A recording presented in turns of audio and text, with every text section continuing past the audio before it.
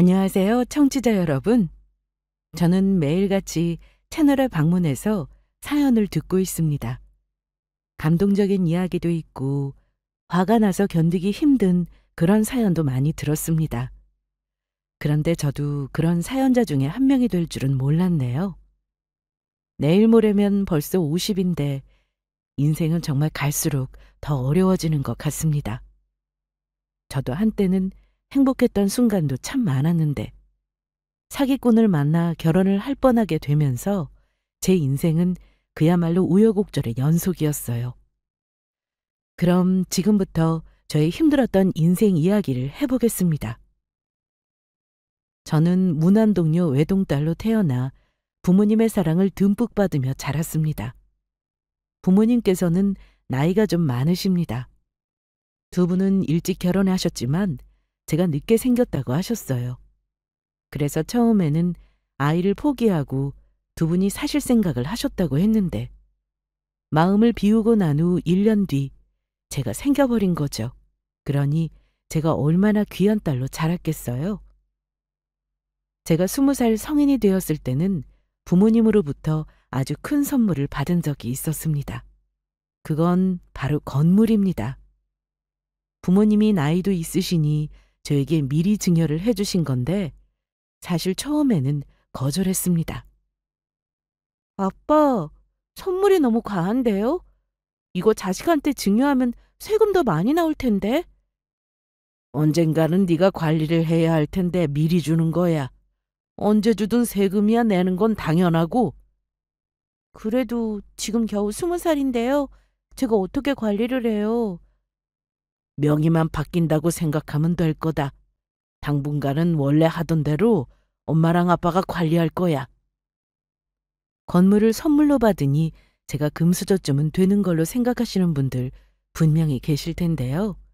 그렇지 않습니다. 두 분이 유일하게 가진 재산이 건물인데, 지방에 있고 서울에 있는 높은 건물처럼 크지도 않습니다. 하지만 요즘 건물주 아무나 하나요?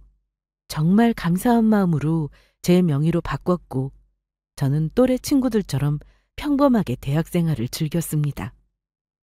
대학교에 가면 캠퍼스 커플이라고 해서 CC가 정말 많잖아요. 저도 고등학생 때 대학생이 되면 꼭 한번 해보고 싶었는데, 같은 과 친구와 사귀게 되면서 그 소원을 이뤘습니다.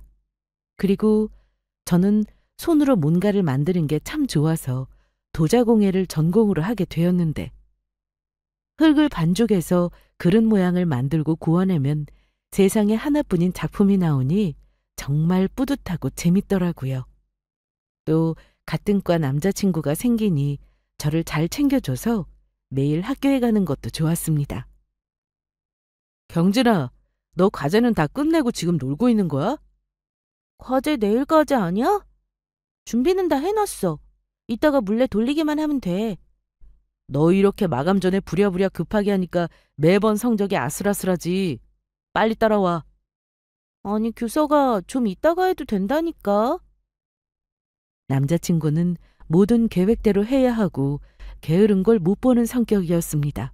그러다 보니 저의 부족한 부분을 채워주는 느낌이 들었고, 저도 그런 점을 닮아가게 되었죠. 이후 남자친구는 군대를 가야 했는데, 저희는 어린 나이였지만 결혼을 하게 되었습니다. 너무나 감사하게도 양가 부모님의 허락을 받아 대학 졸업과 동시에 부부가 되었죠. 유부녀가 된 저는 고무신도 해보았고, 제대를 기다리며 도자공예 기능사 자격증도 땄습니다. 제대 후 남편과 저는 공방을 하나 차릴 계획을 세웠고, 그와 동시에 2세 계획도 생각했습니다. 그런데 세상은 참 불공평하다는 생각이 들더군요. 결혼하면 누구나 예쁜 천사가 찾아올 거라고 생각했는데, 저희 부부에게는 아니었습니다. 아무리 기다려도 찾아오지 않았죠. 경진아, 우리 아직 20대야. 뭐 그렇게 서둘러. 40대 넘어서 아기 생기는 집도 많다더라. 한 살이라도 젊을 때 아기 낳고 키우고 싶으니까 그렇지. 너무 조급해하면 더 안 생긴다고 선배들이 그러더라. 우리 공방 잘 운영하면서 천천히 기다려보자. 응? 결혼을 하고 나서도 여전히 남편은 저보다 어른 같았습니다. 집에서든 밖에서든 항상 저를 챙기고 위해주고 아껴주었죠. 한편 저희가 차린 공방에서는 도자 수업도 할 수 있었는데 그러다 보니 수강생들이 사용할 재료 준비까지 많은 양이 필요해 항상 남편이 트럭으로 짐을 옮기곤 했습니다. 그런데 결혼 4년 차가 되었을 때 저는 그토록 믿고 의지하고 또 사랑하던 남편과 헤어지게 됩니다. 재료들을 트럭에 싣고 이동하던 중 교통사고가 나면서 남편이 먼저 세상을 떠난 겁니다. 아무것도 모른 채 공방에서 수업 중이던 저는 병원에서 온 전화를 받고는 맨발로 뛰어나갈 정도로 정신이 나가버렸고 세상이 무너져 내리는 기분이 들었습니다. 병원에 도착하니 이미 숨이 멎은 상태였는데 제가 할 수 있는 건 아무것도 없었습니다. 그 이후로 저는 공방 문도 닫았고 집에서 나오지 않았습니다. 부모님 얼굴 보는 것도 힘들었죠. 친구들의 연락도 받기 힘들어서 무려 5년이라는 세월 동안 아무것도 하지 않고 그저 멍하니 시간만 흘려보내야만 했습니다. 그러다 아빠로부터 문자를 한 통 받았는데 정신이 번쩍 들었습니다. 경진아, 네가 힘든 거 다 알지만 언제까지 이렇게 살 수 있어? 엄마랑 아빠는 이제 시골 가서 농사 지으며 살려고 한다. 너만 괜찮으면 같이 갈까 하는데 연락 주겠니? 아빠는 벌써 연세가 60이 훌쩍 넘으셨고 언제까지 남편만 그리워하며 이렇게 살 수는 없겠다고 생각이 들었습니다. 그래서 그 문자를 받고 난 뒤 부모님을 만나러 갔습니다. 경진아, 어서 와. 온다는 전화 받고 맛있는 밥 했다. 엄마 대문 밖에서부터 맛있는 냄새 나더라. 맛있겠다. 아빠 문자 봤니? 같이 가서 우리랑 살까? 그것도 좋은데 저 건물 있는 지방으로 가서 살려고요. 이참에 관리도 제대로 하고 싶고요. 지금 뭐라도 하지 않으면 안 될 것 같아요. 저는 친정에 가서 건물을 제대로 관리해보겠다고 말씀드렸고 종종 시골도 가겠다고 말씀드렸습니다. 그렇게 맛있는 저녁 한 끼를 먹고 난 뒤 집으로 돌아와 물건들을 정리했습니다. 부동산에 집도 내놓았고요. 그리고 집이 팔리기 전까지 시간이 좀 있어서 미리 지방에 가 건물도 둘러보고 살 집도 알아봤습니다. 혼자 살 거라 작은 오피스텔로 계약을 하고는 마트는 어디 있는지 공원은 어디 있는지 여기저기 동네를 살펴보고 올라왔죠. 이후 집이 정리되고 저는 지방으로 내려가게 되었습니다. 낯선 동네에서 아는 사람 없이 살려고 보니 남편 생각이 더욱더 많이 나더군요. 그래서 저는 일부러 더 건물에 매일같이 가서 직접 청소도 하고 세입자분들과 인사도 나눴습니다. 저를 반기는 분도 있었고 또 부담스러워하는 분도 있었는데 그중 1층에서 옷가게를 하는 여자분과 친해지게 되었습니다. 처음 인사를 하려고 문을 열고 들어갔을 때부터 환하게 웃으며 반겨주었는데 나이는 저보다 어렸지만 생활력도 강하고 배울 점도 참 많은 사람이라는 게 느껴졌습니다. 그래서 시간이 날 때면 종종 들러 커피도 한잔하고 옷도 좀 사고 그러면서 시간을 보냈습니다. 저는 그 지역에서 아주 작게 도자 공방을 차렸는데 남편 없이 하려니 힘들더라고요. 그래도 열심히 사는 사람들을 보며 정신 차리려고 계속 노력했습니다.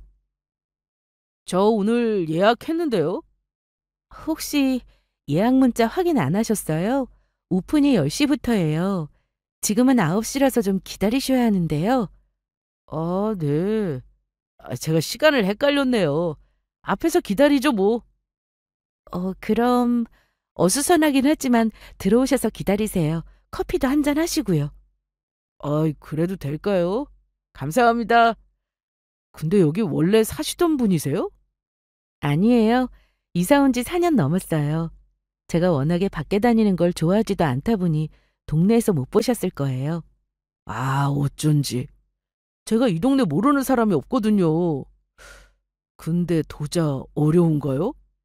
아이들도 재미있게 하는 게 도자 수업이라 아마 어렵다고 느끼진 않으실 거예요. 클래스는 처음이세요? 네네. 근데 수강생 중에 남자는 없죠. 네, 아직까지는요. 손님이 처음이세요. 제가 공방을 차려 일주일에 3번 정도 수업을 했는데 어느 날부터 한 남성이 수업 예약을 하고는 찾아왔습니다.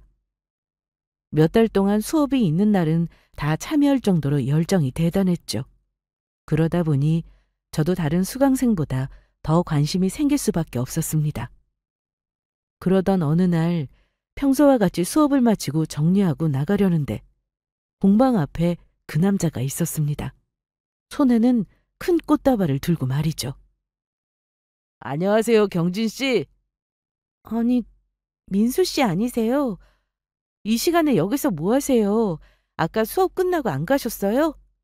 네, 경진 씨한테 할 말이 있어서요. 저한테요? 무슨... 저 경진 씨와 진지하게 만나보고 싶습니다. 저는 단번에 거절했습니다. 제가 누군가 만날 상황도 아니고 그 어떤 남자도 눈에 들어오지도 않았기 때문이죠. 아무리 관심이 가는 사람이라 하더라도 그저 수강생일 뿐 저에게 남자로 보이지 않았습니다. 그래서 부담이 되니 못 들은 걸로 하겠다고 했습니다. 아니, 경진 씨, 제 얘기를 좀 끝까지 들어봐 주세요. 그런 얘기 하실 거면, 아니 그런 생각으로 제 수업을 일부러 들으시는 거라면 이제는 오지 마세요. 부탁드립니다. 아니, 경진 씨, 사람이 사람 좋아서 이러는 건데. 그렇게 그 남자는 더 이상 제 수업에 들어오지 않았습니다. 저는 이후로 더 수업에 집중하기 위해 수업 요일을 더 늘려서 주 5일로 주말 빼고 계속 일하며 지냈습니다.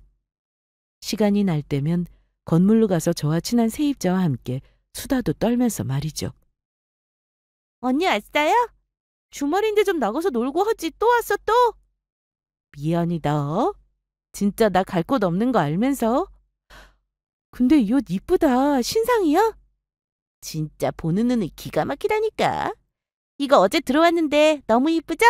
한번 입어봐요. 팔아주면 더 좋고. 일단 맞는지만 확인하자. 내가 맞으면 산다. 저는 미연이라는 세입자와 친분을 쌓으며 둘도 없는 친구 사이처럼 언니 동생처럼 지내게 되었는데요. 그래서 저에게 고백했던 그 남자 얘기도 했습니다.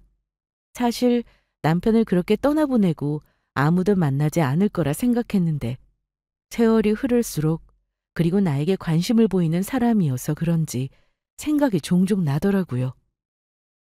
언니, 나이 아직 한창인데 왜 그랬어요? 만나나 보지. 어떤 사람인 줄 알고. 내 말이 어떤 사람인 줄 알고 함부로 만나. 요즘 세상 무섭잖아. 그리고 먼저 간 남편한테 미안하기도 하고. 언니가 28살에 사별했으니까 벌써 10년이 다 되어가는데 이제 만나도 되지 않아요? 아직 마음의 준비가 안 됐어. 혹시라도 또 한 번 찾아와서 언니한테 그렇게 얘기하면 한번 만나봐요. 좋은 사람일 수도 있고.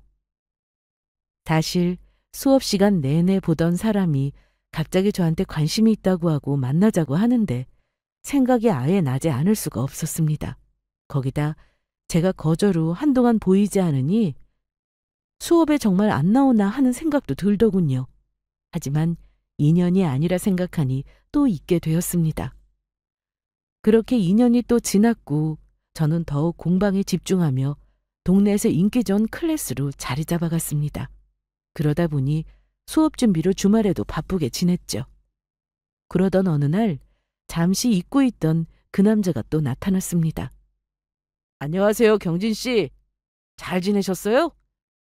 어머, 민수 씨. 오랜만이에요.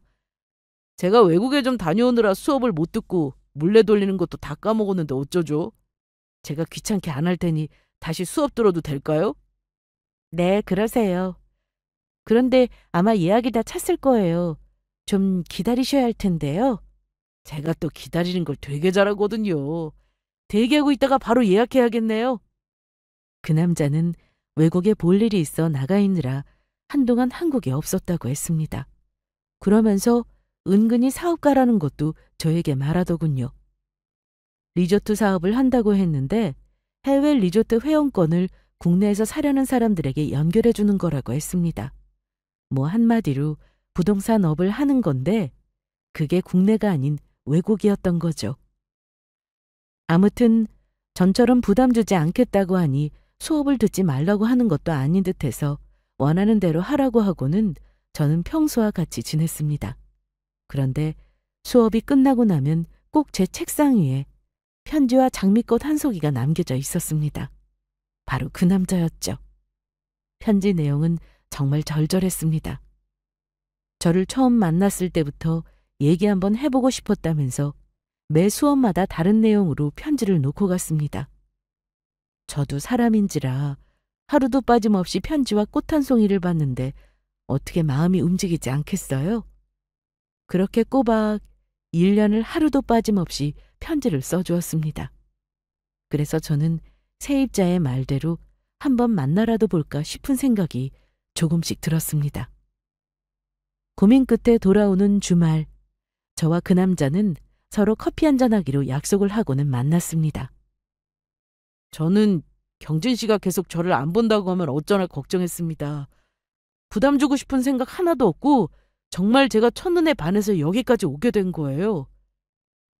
저에 대해서 아는 것도 없으실 텐데 제가 애엄마라도 되면 어쩌시려고 편지를 매일 그렇게 쓰셨어요? 설마 정말 애기 엄마세요? 결혼하셨단 말이에요? 지금은 아니에요. 애기 엄마는 더더욱 아니고요. 결혼했다가 사별했어요. 아, 그러셨구나. 아이, 제가 괜히 여쭤봤네요. 숨길 것도 없고 민수 씨도 제 입장 아셔야 하니까요. 근데 아직까지 미혼이신 거예요? 네. 제가 일만 하다 보니 연애는 좀 했는데 결혼은 아직 못했어요. 일하고 결혼하신 거네요. 뭐 그런 거죠. 앞으로 저랑 친구처럼 지내실래요? 네, 좋아요. 가끔 만나서 차도 마시고 얘기도 나누고 그럼 되죠.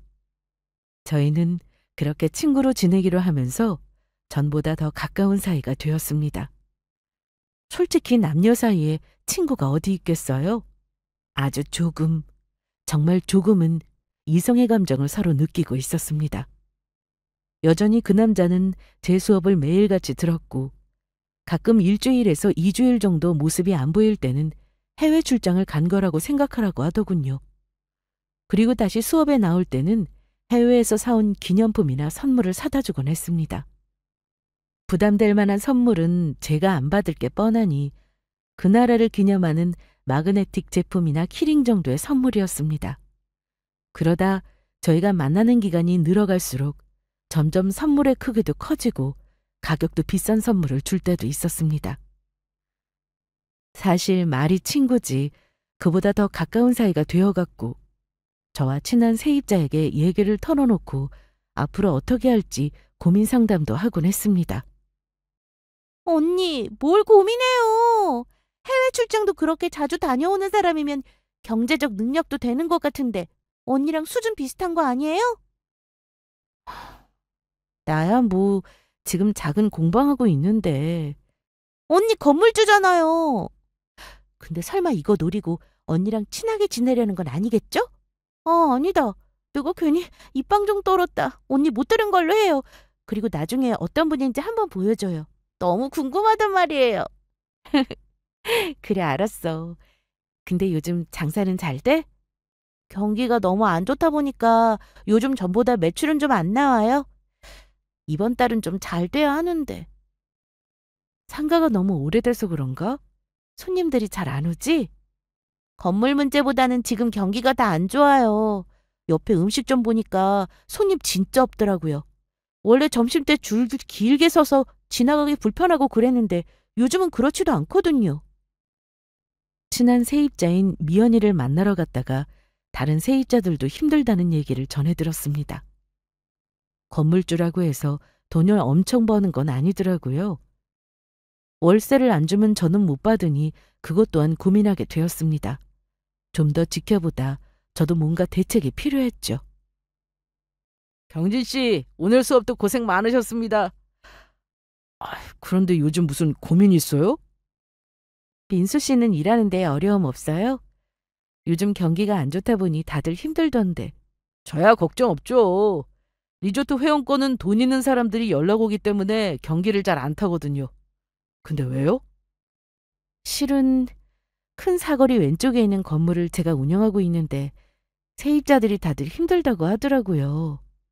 아니, 거기가 경진 씨 건물이었어요? 몰랐어요. 네, 뭐 얘기하자면 길고 아무튼 세입자들한테 힘든데 월세 내라고 요구할 수도 없고 고민이에요.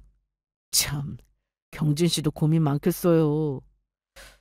제가 도움을 드리고 싶은데 거절하실 것 같으니 정말 도저히 답이 안 나온다 싶을 때 꼭 얘기해줘요. 한 번은 도움되고 싶으니까요. 이 남자는 갈수록 정말 괜찮다는 생각이 들었습니다. 물질적으로 저에게 환심을 사려고 하지도 않았죠.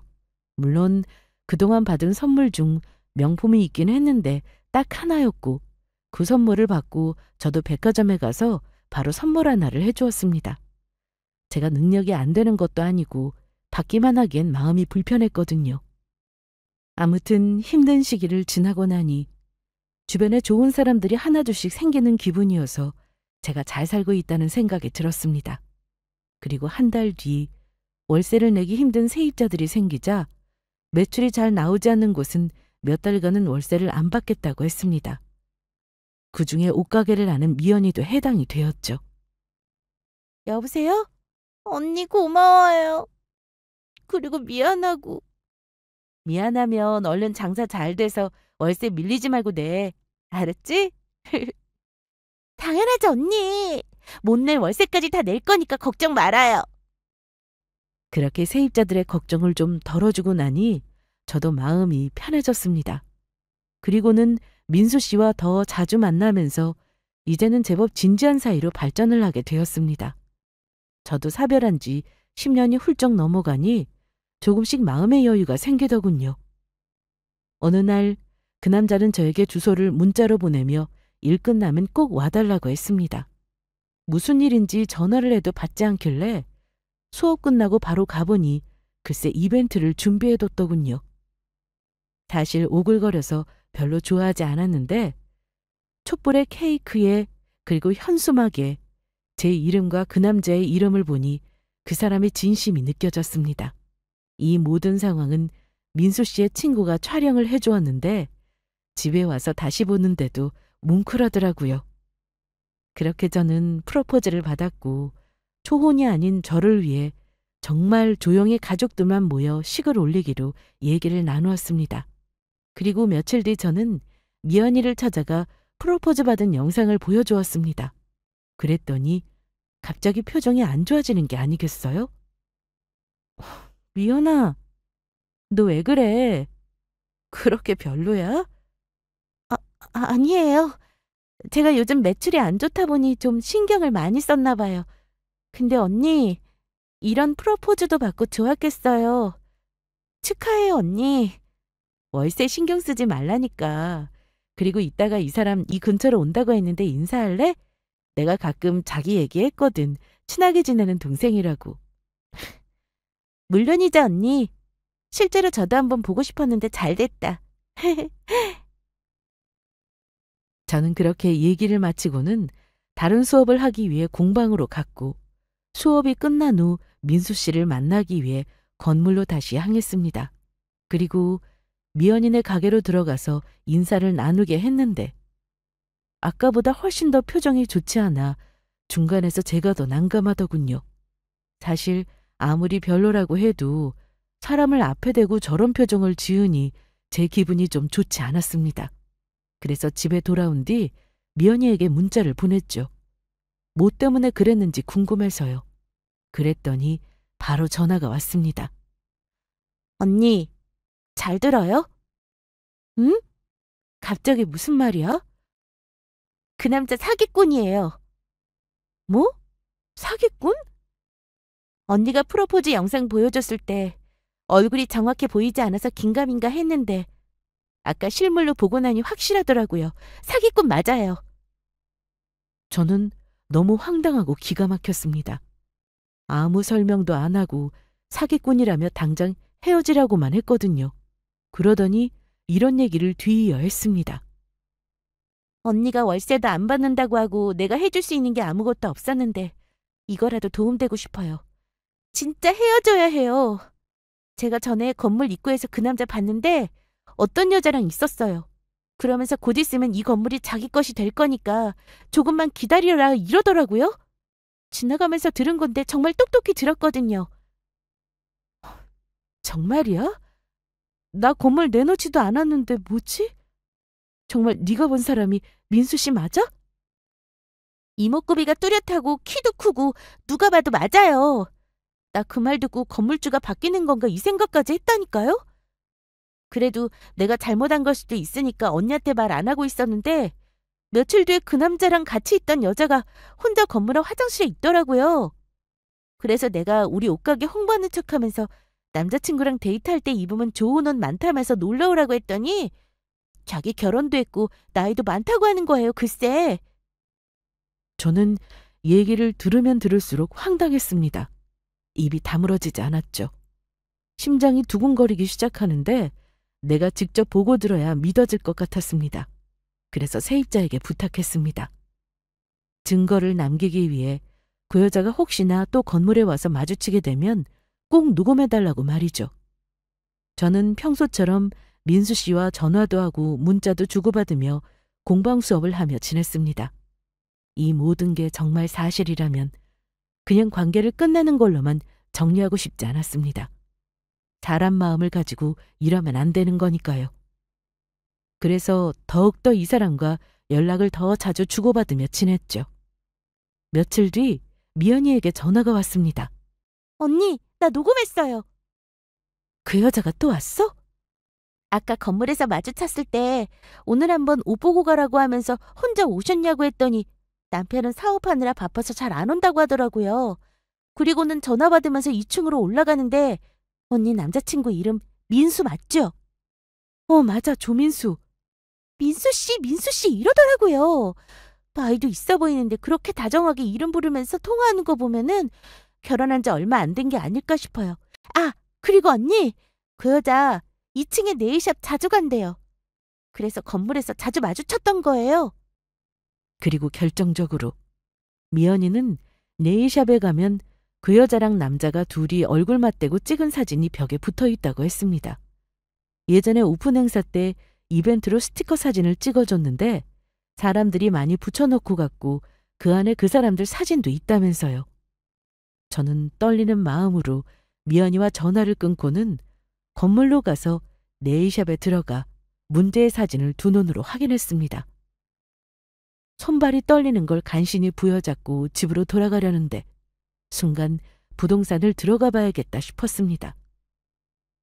분명 건물에 대해서 이것저것 물어봤을 것 같다는 생각이 들었거든요. 아이고, 오랜만이에요. 요즘 힘드시죠? 부동산이 특히 경기를 많이 타니 좀 그렇지. 그래도 아직 버틸만 해요. 근데 무슨 일로? 혹시 건물 내놓으려고? 네? 아니에요. 이 건물은 부모님이 주신 거라 팔 생각 없어요. 그래요? 근데 이 건물을 눈독 들이던 사람이 있던데 난 또 팔려고 여기저기 얘기해놔서 살려고 하나 했지. 결국 얼마냐고 묻고 처음에는 건물주가 누군지 자꾸 캐묻기도 했다니까요. 저는 핸드폰에서 아까 찍어온 그 스티커 사진을 보여주며 그 사람이 맞는지 물어봤습니다. 오, 맞네, 맞아. 이 남자 얼굴은 내가 확실히 기억하는데 부동산에 자주 왔었거든요. 그리고 이 여자도 같이 몇 번 왔었는데 부부라고 하더라고요. 근데 사이가 아주 좋아서 늦은 나이에 서로 재혼한 건가 싶더라니까요. 아무튼 한동안 자주 와서 건물에 대해 묻길래 난 또 건물 팔리나 싶었어요. 주변으로 재개발된다는 소식도 있는데 팔면 아깝잖아요. 저는 부동산을 나와 결국 내 건물이 탐이나 작정하고 접근했다는 걸 확인했습니다. 거기다 개발 소식까지 이미 다 알고 있던 거였죠. 그러니 저에게 잘 보이기 위해 편지도 쓰는 정성을 보일 수 있었던 겁니다. 그 긴 기간 동안 말이에요. 저는 정신을 바짝 차려야 했습니다. 허송세월하며 아까운 시간을 보낼 수는 없었으니까요. 그래서 저는 공방문을 닫고 당장 변호사부터 찾아가 어떻게 이 일을 해결하면 좋을지 상담했습니다. 그랬더니 제일 중요한 건 증거라고 했습니다. 명확한 증거가 있어야 한다고요. 저는 아무렇지 않은 척 그 남자와 계속 연락을 하며 지냈는데 공방문을 닫으니 걱정된다며 만나자고 하더군요. 경진 씨 무슨 일인데 공방도 쉬고 그래요? 말해봐요. 내가 저번에도 말했잖아요. 힘든 거 있으면 경제적으로도 도움 주고 싶다고. 아니에요. 제 일이라 제가 알아서 할게요. 너무 신경 쓰지 말아요. 말이라도 해봐요. 네? 경기가 어렵다고 해서 세입자들이 월세를 안 내요. 몇 달째 못 받고 있어요. 대체 얼마나 밀렸길래요? 내가 현금 융통 좀 할 수 있는데. 돈 거래는 좀 그래서요. 제가 알아서 할게요. 정 안 되면은 그냥 건물 처분하죠 뭐. 그런데 이 남자는 건물을 다른 사람에게 팔려고 하자 정말 싫어했습니다. 사실 자기 것도 아닌데 마치 자기 건물인 듯 말하기 시작했죠. 그 건물 가치가 얼만데 그걸 처분한다고 해요? 절대 안 돼요.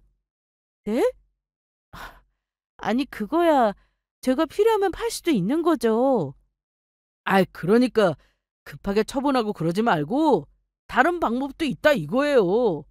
암튼 파는 건 안 되니까 밀린 월세가 얼마인지나 말해봐요. 저는 사실 월세를 당분간 받지 않아도 크게 문제되지 않았습니다. 공방으로 꾸준한 수입도 있었고 가진 현금도 좀 있었거든요. 하지만 이 남자 앞에서 당장 큰일 날 것처럼 행동하니 바로 다음날 현금을 준비해서 저에게 줬습니다. 계좌로 보내줘도 되는 건데 명품백 안에 5만 원권 다발을 가득 채워 선물처럼 저에게 주더군요. 평소 같았으면 부담되는 수준이라 안 받고 거절했겠지만 저는 마지못해 받는 것처럼 했습니다. 그리고 나서 며칠 뒤 그 남자는 밥을 먹자며 만나자고 했고 나가서 같이 식사를 하는데 건물 관리를 자기가 하면 어떻겠냐고 하더군요. 경진 씨가 건물 관리하라 공방 운영하랴 힘들어 보이는데 혹시 괜찮으면 제가 관리하는 게 어때요? 어차피 결혼하면은 우리 같이 운영하게 될 텐데 미리 한다고 생각하면 어떨지. 아, 건물이 엄청 큰 것도 아니라 관리할 것도 없는걸요? 근데 왜 갑자기... 사실 월세도 세입자가 안 주면 당연히 달라고 해서 받아야지 매번 사정 봐주면 안 좋다고요. 그렇게 해서 계속 돈 안 주면 어쩌려고요. 그럼 나중에 건물 싸게 넘겨야 하고 문제 커져요. 그러니까 경험 좀 있는 나 같은 사람한테 맡기면 어떠냐 이거죠. 그 사람의 본색이 드러나기 시작했습니다. 정말이지 제 건물이 너무나도 탐이 났나 봅니다. 저는 불쾌한 표정을 지으며 못 들은 걸로 하겠다고 했는데 제 표정을 보더니 갑자기 화를 내는 게 아니겠어요? 그렇게 물렁하게 하니까 지금 돈 없이 빌빌거리는 거 아닙니까? 빌빌거려요? 무슨 말이 그래요? 똑바로 행동했으면 세입자가 월세 안 주고 그래요? 힘들던 말던 줄 돈은 주는 게 맞는 거죠. 제가 그 건물 주인이었으면 이런 일 안 생겨요. 참나. 그러면서 자리를 박차고 나가더니 담배를 피우면서 식당 앞에 서 있었습니다. 저는 기가 막혔지만 말을 아꼈습니다. 어떻게든 이 인간이 도망치지 못하게 붙잡고 싶었으니까요. 그리고 화난 척 집으로 먼저 가겠다고 했는데 그 남자는 그러라면서 차를 타고 가버리더군요. 그날 이후 고민할 것도 없었습니다. 저는 진작에 그 남자에 대한 감정이 사라진 지 오래였고 도망가지 못하도록 경찰에 넘기는 것에만 신경 썼습니다. 그러다 한동안 연락이 없자 제가 먼저 전화를 걸어 그 남자를 불러냈습니다. 아마 그 사기꾼은 제가 자기한테 푹 빠져 있는 것으로 착각하고 있는 듯했고 그러다 보니 전과는 다르게 저에게 행동이나 말도 막 하는 것 같았습니다. 만나자마자 저는 결혼 얘기는 없던 걸로 하자고 통보를 했습니다. 그러자 그 사기꾼은 길 한복판에서 길길이 날뛰기 시작하는데 처음에는 왜 그러냐고 달래듯 말하다가 제가 냉정하게 대하니 막말도 하더군요. 아니 갑자기 왜 그래요? 저번에 내가 먼저 집에 가서 그래요? 아니에요. 충분히 생각하고 얘기하는 거예요. 아니 결혼이 장난도 아니고 이런 식으로 안 한다고 하면 끝이에요? 어이가 없네. 뭐라고요? 어이가 없다고요? 아니 그렇잖아요. 제가 그동안 공들이게 아니 그게 아니라 경진 씨한테 얼마나 제 진심을 보이려고 노력했는데요. 그거 몰라요? 알죠. 그래서 충분히 고민하고 결정한 거라고 했잖아요. 야, 너 그럼 내가 준 거 다 돌려내. 너 혹시 꽃뱀이냐? 꽃뱀? 말이 너무 심한 거 아니에요? 그게 아니면 그렇게 거절하던 선물도 얼마 전에 아무렇지 않게 다 받고 어떻게 바로 결혼 취소를 말할 수 있냐고. 난 이해할 수 없는 행동이야. 결혼하고 싶지 않으니까 취소하죠. 그리고 왜 반말이야? 아니 그게 아니라 네가 갑자기 끝내자고 하니 내가 열받아서 잠깐 이성을 잃은 거잖아. 우리 이러지 말고 어디 조용한 데 가서 얘기 좀 할래요? 네? 결혼 취소라뇨. 말도 안 되는 소리 좀 하지 말고요. 아니 싫어. 너한테 이미 정 떨어졌어. 나 집에 갈 거야. 저는 이 사람이 계속 화내기를 바랬습니다. 그 핑계로 경찰에 신고하려고요. 그런데 제 계획대로 이 사기꾼은 열받아서 어쩔 줄 몰라 했습니다. 야, 진짜 끝낼 거면 내가 줬던 선물 알지? 키링이고 뭐고 간에 다 가지고 와. 그리고 얼마 전에 준 거 그거 1,000만 원 넘는 가방이야. 그 안에 든 돈도 그대로 가져와라. 돈은 다 써서 없는데 어떡하지? 뭐라고? 이게 진짜 아우! 사기꾼은 저를 때리고 싶었는지 손을 머리끝까지 올리더니 내려치려고 했습니다. 그때 제가 소리를 질렀더니 지나가던 사람 중 한 명이 경찰에 신고를 했나 봅니다. 얼마 뒤 경찰차가 소리를 내며 왔거든요. 거기 뭐 하시는 겁니까? 멈추세요 당장! 저 이 사람이 저 때리려고 했어요. 무서워요. 어떻게 좀 해주세요. 지금 길거리에서 무슨 행동입니까 이게?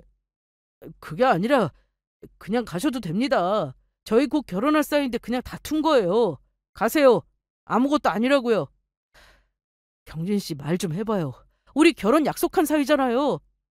일단 신고가 들어온 이상 경찰서에 같이 가야 하니까 일단 두 분 같이 가시죠. 아니 저는 잘못한 게 없다니까요. 아이 진짜. 이 사기꾼은 계속해서 경찰선을 뿌리쳤고 어떻게든 경찰서에 가지 않으려고 애쓰다 갑자기 뛰어가더니 골목으로 사라졌습니다. 저는 그 상황이 너무 기가 막혔습니다. 어쩔 수 없이 혼자 경찰서에 가서 모든 상황을 얘기했고 현재 변호사와 상담 중이라는 말도 전했습니다. 그랬더니 신변 보호 요청을 하라고 해서 스마트워치를 받았고 전화번호도 남겨두었습니다. 그렇게 하면 나중에 위험한 상황에서 신고 시 더 빨리 출동을 한다고 하더군요. 경찰서를 나와 집으로 돌아온 뒤 한동안 그 남자의 연락은 없었고 그 사이 변호사를 자주 만나며 앞으로 대처를 어떻게 할 것인지 준비했습니다. 철저히 준비하지 않으면 후지부지 넘어갈 것 같았거든요. 그러던 어느 날 모르는 번호로 전화가 왔습니다. 받을까 말까 고민하다 받았더니 바로 그 사기꾼이었습니다. 여보세요? 경진 씨, 저 조민수입니다. 아니 그때 어떻게 된 거예요? 왜 도망간 거예요? 아니 잘못한 것도 없는데 경찰서로 가자고 하니까 그렇죠. 왜 연락했어요? 그리고 이 번호는 뭐예요? 친구 전화예요. 길게 통화 못하니까 저번에 제가 준 돈이랑 가방 돌려줘요. 그 전에 준 선물들은 됐고 돈하고 가방만 줘요. 무슨 돈이요? 가방은 뭐고요? 지금 민수 씨가 뭐라고 하는지 하나도 모르겠어요. 저는 일부러 모른 척 했습니다. 결혼했으면서 미혼인 척 저를 속여서 결혼하려고 했고 또 제 건물도 차지하려고 했다는 것만 생각하면 분노가 차올랐습니다. 그냥 순순히 돌려보낼 수 없었죠. 아니 내가 저번에 월세 못 받아서 힘드니까 돈 쓰라고 줬잖아요. 그 돈이 한두 푼인 줄 알아요? 집에 가서 세어봤을 텐데. 글쎄, 무슨 돈을 말하는 건데요? 계속 이런 식으로 나올 겁니까? 네? 제가 지금 당장 찾아갑니다. 앞으로 전화하지 마세요. 집에 찾아오면 바로 신고할 겁니다. 사기꾼은 정말 머리끝까지 화가 난 상태였습니다. 그렇게 전화 통화를 끝내고 저는 불안한 마음에 경찰서에 전화했고 귀갓길을 함께 해주기를 요청드렸습니다. 볼일을 다 마치고 집에 들어가고 있는데 제 집 앞에 그 남자가 있었습니다. 순간 너무 무서웠죠. 저와 함께 동행한 경찰은 저와 거리를 두고 뒤에서 따라오고 있었는데 그걸 모르던 사기꾼은 저에게 접근하려고 했고 그때 경찰의 손에 붙잡혔습니다. 어떻게든 벗어나려 했지만 결국 뒤이어 출동한 경찰차에 타게 되었고 저희 둘은 드디어 함께 조사를 받게 되었습니다. 이름과 주민번호를 대라는 말에 계속 거부하다가 다그치니 직접 말하기 시작하는데 그 사기꾼의 범죄 전력은 정말 화려했습니다. 순진해 보이는 여자들만 대상으로 해서 돈을 뜯어내고 결혼하자고 속이고 거기다 결혼도 여러 번 했던 사람이었습니다. 저에게 해외로 일하러 간다고 몇 주 동안 못 볼 거라고 했던 것도 다른 지역에 가서 사기를 치느라 그랬던 겁니다. 그 내역도 다 나오더군요. 신고가 많이 들어와 있던 상태였다고 하니 더 기가 막혔습니다. 자기 범죄 사실이 드러나자 갑자기 소리를 치기 시작했는데요. 자기가 이번에는 속인 게 아니라 속은 거라면서 돈이랑 명품백을 사줬는데 제가 돌려주지 않는다고 악을 썼습니다. 다들 조용히 하라고 하는데도 듣지 않고 저를 손으로 가리키며 꽃뱀이라고 저도 조사를 해봐야 한다고 난리를 쳤습니다. 이보세요. 조용히 좀 하세요 좀. 이경진 씨는 이미 조사 다 마쳤고 범죄 사실 전혀 없습니다. 깨끗하다고요. 그건 난 모르겠고요. 돈 받은 거 있잖아. 야 말해. 저는 그런 사실 없습니다. 가방도 전혀 모르는 얘기고요. 혹시 돈 주고 받은 내역 있어요? 통장 거래 내역 이런 거요. 아니요, 전혀 없어요. 저 통장 제출할 수 있는데 보여드릴까요? 그럼 저희가 살펴보겠습니다. 조민수 씨도 통장 제출 가능합니까? 경찰의 말에 사기꾼은 아무 말도 하지 못했습니다. 사기 전과 때문에 통장 압류는 물론 새로 개설도 못하는 입장이었던 거죠. 한마디로 자기 명의 통장이 없는 겁니다. 그러면서 저한테 현금을 바로 준 거라고 제발 확인 좀 하라는데 그걸 어떻게 증명할 수 있겠습니까? 그때 저는 이때다 싶어서 그동안 준비해둔 증거물을 경찰서에서 모두 얘기했습니다. 저와 친한 세입자인 미연인의 가게 앞 CCTV에 찍힌 사기꾼과 그 부인의 모습을요. 그리고 미연이가 증거로 쓸 수 있도록 녹음해준 파일도 있었죠. 이것만 하더라도 두 사람은 부부라는 게 입증이 되는 거고 실제 조회를 해보더라도 부부로 확인할 수 있었습니다. 저는 처음에는 이 인간을 혼인빙자 사기죄로 처벌받게 하고 싶었습니다. 하지만 그 법은 폐지가 되었다고 하더라고요. 그럼 어떻게 해야 이 인간 같지도 않은 사기꾼을 처벌받게 할 수 있을까 고민했는데 사기죄는 가능하다고 했습니다. 유부남이면서 미혼인 척 저에게 결혼 약속을 했고 처음부터 건물 때문에 의도적인 접근을 한 거라 저는 정신적 피해를 호소하며 반드시 처벌을 희망한다고 주장했습니다. 거기다 그동안의 카톡 내용과 결혼 프로포즈 영상도 증거로 제출했습니다. 혹시나 부족한 듯 싶어 부동산 사장님의 증언도 함께 덧붙였답니다. 그렇게 그 사기꾼은 재판을 받게 되었는데 시간이 좀 걸리더군요. 그 사이 저는 제 낡은 건물을 안전한지 진단을 먼저 받고 이상 없음을 확인한 뒤 증축 공사를 진행했습니다. 외관도 싹 바꾸고 새로운 건물로 재탄생했죠. 건물이 달라지니 세입자분들이 정말 좋아해 주셨습니다. 그리고 전보다 이미지가 훨씬 좋아진 제 건물에는 유명 브랜드 커피 전문점이 입점하게 되었습니다. 돈을 싸들고 가도 아무 곳이나 입점하지 않는다고 하는 그 브랜드 맞습니다. 그리고 시간이 흘러 재판 결과가 나왔습니다. 그 사기꾼은 저를 속였기 때문에 기망죄가 인정되어 사기죄로 형사처벌이 되었는데 여기에 재산상 이익을 취한 것도 인정이 되었더군요. 처음 이 남자에게 명품 선물을 받았을 때 제가 미안한 마음에 같이 백화점에 갔다고 말씀드렸잖아요. 그때 같이 매장한 CCTV에 찍힌 저희 두 사람의 모습과 구입 내역, 주차 영수증 등을 확인하여 인정이 된 것입니다. 이 사기꾼은 끝까지 억울하다면서 저를 꽃뱀이라 소리쳤는데 그동안 사기를 당한 수많은 여성분들을 위해 저는 그 사기꾼에게 받은 1,000만 원이 넘는 명품백과 현금 다발을 모두 경찰에 제출하여 피해자들에게 조금이라도 돌려주었음 한다고 전했습니다. 이렇게 저는 그 어떤 금전적 손실 없이 그 사기꾼을 처벌할 수 있었는데요. 한편으로는 그런 놈한테 속은 제 자신이 한심하기도 합니다. 그래서 전과 다르게 살기 위해 정신 똑바로 차리고 제 일에 더 집중하며 살고 있습니다. 아, 그리고 저에게 큰 도움을 주었던 미연이의 소식도 알려드릴게요. 옷 장사를 하고 있었는데 자기 브랜드를 만들고 싶다며 옷을 만들었습니다. 그런데 제가 가만히 보고 있을 사람인가요? 서울에 있는 의류회사에 재직 중인 친구를 통해서 브랜드 론칭을 할 수 있도록 연결해 주었습니다. 사실 저는 말 그대로 연결만 해 주었을 뿐 실력이 되지 않으면 성사가 어려운 일이었어요. 그런데 이 친구가 실력이 좋다 보니 론칭도 성공적으로 하게 된 거죠. 이후 저는 그 동네에서 벗어나 다시 서울로 돌아왔습니다. 건물이야 제가 매일 드나들 필요도 없이 제가 좋아하고 잘할 수 있는 도자 공방을 다시 새롭게 차려서 오픈하고 싶었거든요. 서울에 이전보다 크게 공방을 차려 성인반과 아이반으로 나눠서 선생님들도 더 뽑아 체계적으로 운영하게 되었습니다. 쉬는 날은 시골에 계신 부모님도 찾아뵙고 하루하루 열심히 시간을 허투루 쓰지 않고 지내고 있어요. 인생이라는 게 정말 뜻대로 되지 않으니 답답하고 속상할 때도 많았는데요. 노력한 만큼 주어지는 뿌듯함과 자신감은 반드시 따라오더라고요. 저도 이렇게 잘 살고 있으니 저보다 더 힘든 상황에 처한 분이 계시다면 반드시 이겨낼 수 있을 거라는 믿음을 가져보세요. 지금까지 이야기 들어주셔서 감사합니다.